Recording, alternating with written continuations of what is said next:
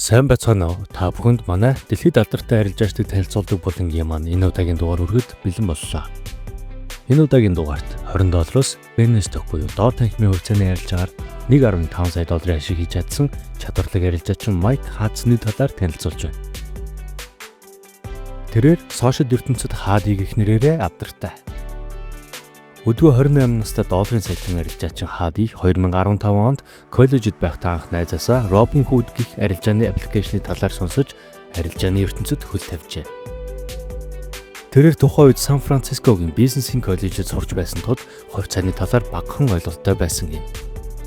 Robinhood аппликейшн ямар нэгэн шимтгэлгүйгээр хувьцаануудыг худалдан авах боломжийг олгодог байсан тул $20 хамгийн анхны хувьцаануудаа худалдан авч эхэлжээ. Apple, Google гэх мэт том компаниудын хувьцааг худалдаж авах боломжгүй байсан тул нэгж бүр $3-5 үнэлгээтэй жижиг компаниудын хувьцаанаас эхэлсэн гин. Тухайн үедээ арилжааны талаар ямар ч ойлголтгүй байсан тул Google-ээс арилжааны сургалтын талаар мэдээлэл хайж байгаад Team Sykes-ийн сургалтын талаар олж мэджээ. Ийхүү тэрээр Team Sykes-ийн 2.5 жилийн сургалтанд сууж арилжаанд хэрхэн төвчээртэйгээр оролцож ашиг олох талаар суралцсан байна. Хади хэлэхдээ арилжаачин байхын хамгийн сайхан зүйл нь аялангаа ажилдах байдаг. Би аялах маш их дуртай. Дээрээ захиралгүй өөрийнхөө хүссэн үедээ хүссэн газар руугаа аялжхан. Хинээс ч хараадгүй санхүүгээ шийддэг. Түүний одоогийн энэ амжилтанд хүрсэн хамгийн гол зүйл нь урагшаа 2 асгаж арагшаа 1 асгах байсан гин. Тэрээр хэлэхдээ Team Sykes-ийн сургалтаас сурсан хамгийн чухал зүйл бол энэхүү урагшаа 2 асгаж арагшаа 1 атгах хөвчд байсан гин. Энэ юу гэсэн үг вэ гэхээр арилжааны алдагдал өмнөх арилжааны ашигын талаас хэтэрж болохгүй. Мөн тэрээр энэ сургалтад өгсөний дараа Team Gratineгийн Trading Ticker Semih аргачлалын хичээлийн бичлэгийг худалдан авч үзсэн гин. Тус бичлэгийг тэрээр үзэн яг л copy paste хийж байгаа юм шиг бүх зүйлийг нь хуулан ашигладаг байсан гин.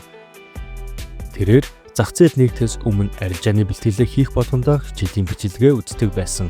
Бараг 5,000-аас илүү удаа үзсэн гэжээ.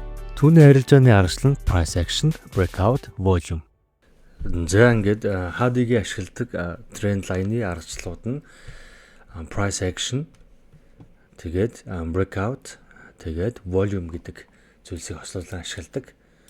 Хадигийн ерөнхийдөө хэд хэдэн шинжилгээ хийгээд оролт гаралт хийж исэн бичлэгүүдийг нь үзсэн. Тэгэхэд ерөнхийдөө price action дээр breakout, тэгээд retest, тэгээд volume ашигладаг юм байлээ. Тэгээд хувьцаан дээр ажилдаг.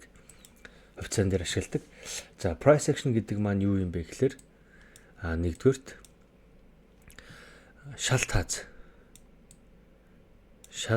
дээр price action-ыг ашигладаг. Price action гэдэг нь болохоор зөвхөн хөдөлгөөний уялдаа холбоо гэсэн санаа. За энэ дээр trend line дээр ашигладаг. За ерөнхийдөө price action-ыг.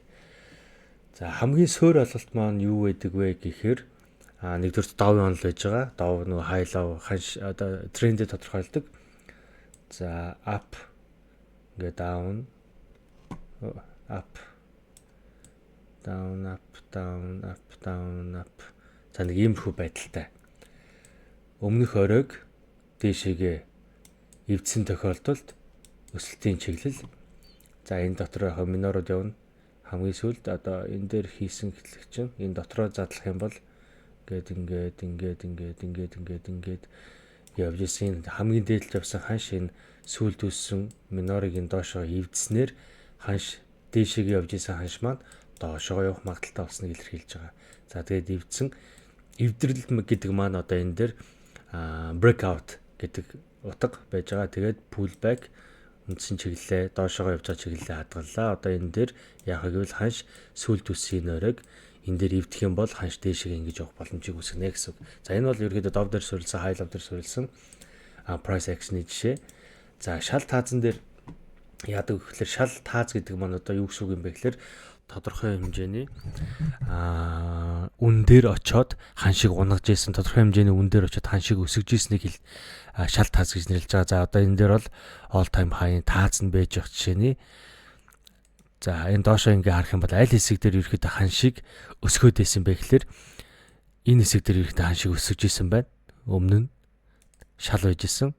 Ханш өссөн унсан энэс доош ороогүй дахиад өссөн унсан энэс доош ороогүй дахиад өссөн унсан өссөн ингээд ингэхдээ одоо өмнө нь шал байсан ханшийн бүсийг доошоо шилжүүлээд бишээ нөө break out хийгээд pull back хийгээд доошоогоо энэ чиглэл рүү явуулж байгаа гэсэн үг. За энэ дээр ч гэсэн мөн адилхан өмнө нь ханшийг өсөж исэн энэ бүс маань өөрөө эргээд доошоогоо энэ хэсэг дээр эвдрэл үүснээр тэр доотлолтой ханш ингэж рейнж маягтай хөдөлгөөж байгаа доошоо явсан. За хадигийн хувьд бол иймэрхүү зүйлсийг ашигладаг. Ханш доошоогоо одоо нөгөө нэг шал таазаа эвдээд буцаад pull back хийж явах явцад доошоогоо явж байгаа seller's-ийн volume нь sell volume өндөр байгаа тохиолдолд sell-а дагаж ордог. Buy volume одоо жишээлбэл өмнө нь шал байсан ханшин дээр ханш дахиад ирэхэд энэ дээр buy талын buy volume өндөр байгаа тохиолдолд энэчээс buy орох жишээний иймэрхүү техник шинжилгээний аргачлалыг ерөөхдөө ашиглаж арилжаа хавцаан дээр хийдэг. За мөн тренд лайн дээр бас юу яаж болно? Price action ашиглаж болно. За одоо жишээл энэ даун чиглэл, уналтын чиглэлийн тренд лайн байлаа гэж бодоход энэчнээс ханш доошоогоо энэ хэсэг дээр цохиод энэ дээр энэ хөдөлгөөн маань өөрөө ханшийг өсгсөн хөдөлгөөн. Тэгтээ энэ дээрээс ирж байгаа энэ дээр энэ хоёрыг дайрлан татсан трендийг энэ дээр эвдэж байгаа. Эвдээд retest буюу pull back энэ дээр хийж байгаа. За энэ доор бас нөгөө нэг юу байсан? Ханшийн шал тааз байсан хэсэг бол за энэ хэсэг харагдаж байна. Ханшийн шал тааз байсан хэсэг ханшийг унагсан, буцаад дэшээ эвдэхэд энэ дээр өсгсөн. За дараа нь дахиад ирэхдээ энэ дээр ирж байгаа учраас